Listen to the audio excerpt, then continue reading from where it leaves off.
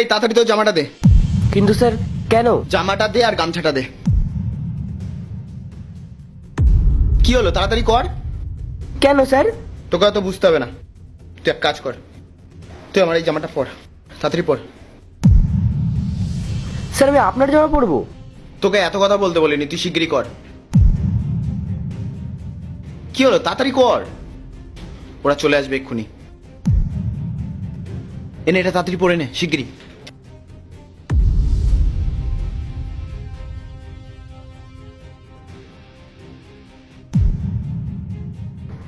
Sir আমি কিচ্ছু বুঝতে পারছি না এগুলো কি হচ্ছে। এনে তাড়াতাড়ি ঘড়িটা পরে নে,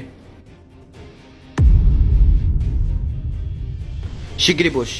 আর হ্যাঁ শোন, কিছুক্ষণের জন্য তুই এই অফিসের বস আর আমি এই অফিসের চাকর, বুঝলি? কিন্তু স্যার আপনি কি করতে চাইছেন আমাকে বলুন না। সব বুঝতে পারবি। এক্সকিউজ মি, অভিষেন কোথায় আছে বলতে পারবেন? কি দরকার বলুন, আমি হলাম অভিষেন। সরি স্যার, আসলে আজকে আপনার সাথে আমাদের মিটিং ছিল। গোপাল, আজকে যে মিটিংটা ফিক্স হয়েছিল সেটা কি ওনাদের সাথেই? আমি তো কিছু জানি না স্যার, আপনি একটু ফাইলটা চেক করে নিন। অভি, তুমি তুমি এখানে? দেখ দিদি, জামাইবাবু শেষমেশ সেই কাজ করছে। বাহ, খুব ভালো। হ্যাঁ, আমি এখানেই কাজ করি আর কোনো রকমে সংসার চালাই। দেখলি দিদি, ওর আসল চেহারাটা আজকে আমাদের সামনে ধরা পড়ে গেল। আমি তোকে বলেছিলাম না, ও তোর জন্য একদমই পারফেক্ট না। আরে আমার দিদির যোগ্যতা তোমার যোগ্যতা এক নাকি? তুমি এখানে পিয়নের কাজ করছো আর তারপর বলছো তুমি আমার দিদির সাথে থাকতে চাও? এটা আমি কখনোই হতে দেব না। পূজা, তুই এটা কিভাবে কথা বলছিস? ভুলে যাস না যে ও তোর জামাইবাবু হয়। আরে কিসের জামাইবাবু? দিদি, তুই এখন এই লোকটাকে নিজের স্বামী হিসেবে মানছিস? ভালোই হয়েছে, আমি আর মা মিলে তোদের ডিভোর্সটা করিয়ে দিয়েছি। না হলে দেখ, ওর মতো তোকেও গরিবের জীবন কাটাতে হতো। তুই দেখছিস এখন কত ভালো একটা লাইফ কাটাতে পারছিস। তোর তো আমার আর মাকে থ্যাঙ্কস বলা উচিত। চুপ করুন, এটা আমার অফিস, কোনো মাছের বাজার নয়। আর অভি, তোমার যদি একান্তে ওনাদের সাথে কথা বলতে হয় তাহলে তুমি কথা বলো, আমি বেরিয়ে যাচ্ছি। আরে না না স্যার, আপনি এগুলো কি বলছেন? আসলে আমরা দুজন স্বামী স্ত্রী। 1 বছর হলো আমরা দুজন আলাদা হয়েছি। এই 1 বছর আমাদের কোনোভাবেই দেখা হয়নি। I am so sorry sir, আসলে ও আমার এক্স হাজব্যান্ড। স্যার, আপনি মিটিংটা কন্টিনিউ করুন। আচ্ছা ঠিক আছে, তোমরা এক কাজ করো, কিছুক্ষণ বাদে মিটিং রুমে আসো, আমি আসছি।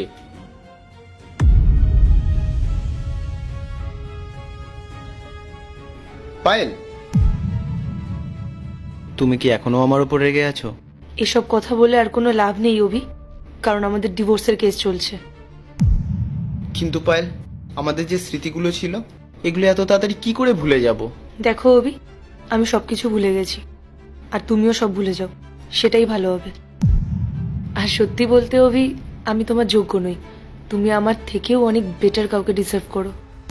কিন্তু অভি, আমি একটা কথা কিছুতেই বুঝতে পারছি না, তোমার তো ভালো একটা বিজনেস ছিল, তাহলে সেই সব কিছু ছেড়ে তুমি এখানে এই পিয়নের কাজ কেন করছো? পায়েল, পরিস্থিতি মানুষকে অনেক কিছুই শিখিয়ে দেয়। যখন তুমি আমাকে ছেড়ে চলে গেছিলে তখন আমি খুব ভেঙে পড়েছিলাম, ঠিক মতন কাজ করতে পারতাম না। সেই কারণে অফিসের বস আমাকে অফিস থেকেই বার করে দেয়। আর তারপর আমার অনেক জায়গায় ধার দেনা হয়ে যায়, যার কারণে আমি আমার বাড়ি ঘর সম্পত্তি সব হারিয়ে ফেলি। কোনো রকম একটা ভাঙাচোরা ঘর পাই, সেখানেই এখন দিন কাটিয়ে দিই। এইভাবেই চলছে আমার জীবন। সকালে উঠি, কাজে আসি, সন্ধ্যাবেলা বাড়ি যাই। জানো পায়েল, আজ আমার মনে হচ্ছে তুমি যদি আমার সাথে থাকতে তাহলে আজ তোমাকে আমার মতন এইভাবে কষ্ট করতে হতো। ভালোই হলো তুমি আমাকে ছেড়ে দিয়েছো, অন্তত পক্ষে সুখে জীবন তো কাটাতে পারছো। কিন্তু জানো পায়েল, আমি এটাই বুঝে উঠতে পারছি না যে আমার কি ভুল ছিল যে যার কারণে তুমি আমাকে ছেড়ে দিয়ে চলে গেলে। এই শোনো, তোমার সাহস কি করে হলো আমার দিদিকে এইসব কথা বলার? তোমার এখন কোনো অধিকার নেই আমার দিদির ওপরে, নিজের যোগ্যতায় থাকো। আর দিদি, তুই চল তো এখান থেকে, আমাদের মিটিং আছে। দাঁড়া বোন, আজকে যখন ও জানতে চাইছে যে আমি ওকে কেন ছেড়ে গেছিলাম, তখন ওর সব প্রশ্নের উত্তর আমি আজকে দেব। অভি, তুমি কিছুই জানো না তাই না, যে আমি কেন তোমায় ছেড়ে গেছিলাম? তুমি আমার পেছনে পেছনে আমার সাথে বিশ্বাসঘাতকতা করেছিলে। পায়েল, এসব তুমি কি বলছো? আচ্ছা, তোমার এখন কিছুই মনে নেই তাই না? ঠিক আছে, আমি তোমাকে সবকিছু মনে করিয়ে দিচ্ছি। তুমি আমার ফ্রেন্ড মেঘাকে তো নিশ্চয়ই চেনো। আমার পেছনে তুমি মেঘার সাথে অ্যাফেয়ার চালাচ্ছিলে, আর তুমি বলছো যে তুমি কি করেছো। তুমি জানো অভি, তোমাকে আর মেঘাকে অনেকবার একসাথে দেখেছে আমার মা আর আমার বোন। আর আমি যখন আমার বোনকে জিজ্ঞেস করেছি, তখন আমার বোন আমাকে বলেছে যে তুমি আর মেঘা নাকি 1 বছর ধরে একে অপরকে ডেট করছো। আর এত কিছুর পরেও তুমি আমাকে জিজ্ঞেস করছো যে তুমি কি করেছো। দিদি ছাড় না তুই এইসব। বলতে দে আমাকে বোন, আমি আজকে আর চুপ থাকবো না। সবসময় মেয়েরাই ভুল হয় না। দিদি তুই একটু চুপ কর না। কেন চুপ করবো বোন? অভি, আমি তোমাকে আর মেঘাকে কতটা বিশ্বাস করতাম, আর তোমরা দুজনেই আমার বিশ্বাস ভাঙলে। আচ্ছা পায়েল, তুমি কখনো মেঘার সাথে কথা বলেছো? মেঘা আমার সাথে যা অন্যায় করেছে তার জন্য আমি ওকে কখনো ক্ষমা করব না, আর আমি কখনো ওর সাথে কথা বলবো না। পায়েল, তুমি যদি সত্যিটা জানতে চাও, তুমি আমার কথা শুনে লাস্ট একবার মেঘাকে কল করে দেখো। কেন? আমি কেন কল করবো ওকে? দিদি দিদি তুই আমার কথাটা শোন। এই মানুষটা কিন্তু তোকে উল্টোপাল্টা বোঝানোর চেষ্টা করছে। তুই চল, আমাদের লেট হয়ে যাচ্ছে। তুই চুপ কর বোন, আজকে আমি এর শেষ দেখেই ছাড়বো। পায়েল, এটাই তোমার ভুল যে তুমি সবসময় একতরফা বিচার করো। কখনো কখনো সামনের মানুষটারও কথা শোনা উচিত। আমি তোমার কাছে অনুরোধ করছি, তুমি একটিবার মেঘাকে কল করো, তাহলেই তোমার কাছে আসল সত্যিটা ধরা পড়বে। আচ্ছা ঠিক আছে, আমি এক্ষুনি কল করছি। দিদি তুই কেন শুধু শুধু ফোন করবি? ছেড়ে দে না please Puja. Hello Megha. Payel, তুই এতদিন পরে তাহলে তোর বান্ধবীর কথা মনে পড়লো? আমি তোর কাছ থেকে শুধু এটা জানার জন্যই কল করলাম যে আমার হাজবেন্ড আর তোর মধ্যে ঠিক কি রিলেশন ছিল। পায়েল, তুই আমাকে ক্ষমা করে দে রে। আসলে তোর মা আর তোর বোন মিলে এই প্ল্যানটা করেছিল, আর আমাকে এর জন্য অনেক টাকাও দিয়েছে। আমি লোভে পড়ে না অভির নামে এসব মিথ্যে বদনাম দিয়ে দিয়েছি। কি? ঠিক আছে, আমি তোকে পরে কল করছি। পূজা, মেঘা এটা কি বলছিল? দিদি দিদি আমার কি মনে হয় বলতো, ও নিশ্চয়ই মেঘাকে ভুল বুঝিয়েছে, তাই জন্য মেঘা এসব কথা বলছে। চুপ কর। তুই যদি আর একটাও কথা বলিস তাহলে আমার থেকে খারাপ আর কেউ হবে না। তোর লজ্জা করছে না? তুই নিজের দিদির সংসার ভাঙলি। আমি তোদেরকে কতটা বিশ্বাস করতাম, আর তোরা আমার সাথে এভাবে বিশ্বাসঘাতকতা করলি। আমি বিশ্বাস করতে পারছি না যে অভি না, আমার নিজের মা আর বোন মিলে আমার সংসারটা ভেঙেছে। আমি আর তোকে এখানে সহ্য করতে পারছি না। বেরিয়ে যা তুই এখান থেকে।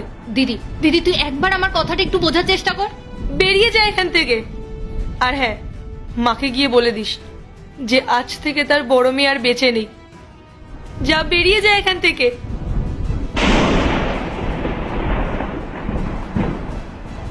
পায়েল, আমি সত্যি সত্যি তোমার সাথে চিট করিনি। তুমি আমাকে ক্ষমা করে দাও। আমি তোমার উপরে মিথ্যে বদনাম দিয়েছি। অভি, আমরা কি আবার এক হতে পারি না? তোমার আর এই কাজ করার কোনো দরকার নেই। যতদিন তুমি অন্য কোথাও ভালো জব না পাচ্ছ, ততদিন আমি তোমার দায়িত্ব নিচ্ছি। আমি যা কাজ করি সেটাতে আমাদের দুজনের সংসার ভালোভাবে চলে যাবে। পায়েল, তুমি যে আমাকে ক্ষমা করে দিয়েছো এটাই আমার কাছে অনেক। আর তুমি যে বলছিলে জবটা করতে হবে না, পায়েল, আমার জব করার কোনো দরকার নেই। আমার মনে হয় তুমি মেলটা ভালো করে চেক করোনি। একবার চেক করে দেখো। মেলের কথা আসছে কেন এখানে? একবার চেক করো।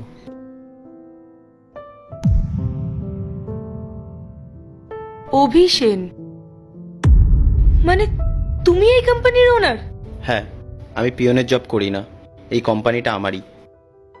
তোমাকে দেখে আমার মনে হলো যে আমি যদি ওনারের পজিশনে থাকি তাহলে তুমি আমার সাথে থাকবে, আর আমি যদি পিয়নের পজিশনে থাকি তাহলে তুমি হয়তো থাকবে না। তাই আমি তোমার একটা টেস্ট নেওয়ার জন্য এরকম কাজ করেছি। আর আমি তো জানতামই না যে আমাদের সেপারেশনটা ঠিক কী কারণে হচ্ছে। সত্যি তুমি অন্য মেয়েদের থেকে খুব আলাদা। তোমার যে মিটিংটা হওয়ার কথা ছিল সেই টেন্ডারটা কনফার্ম। তোমার বসকে জানিয়ে দিও। আমার জামাটা নিয়ে আয় গোপাল। সরি অভি, আমি আমার মা আর বোনের কথা শুনে তোমার সাথে সম্পর্কটা নষ্ট করেছি। আমাকে ক্ষমা করে দাও। ঠিক আছে, কোনো ব্যাপার না।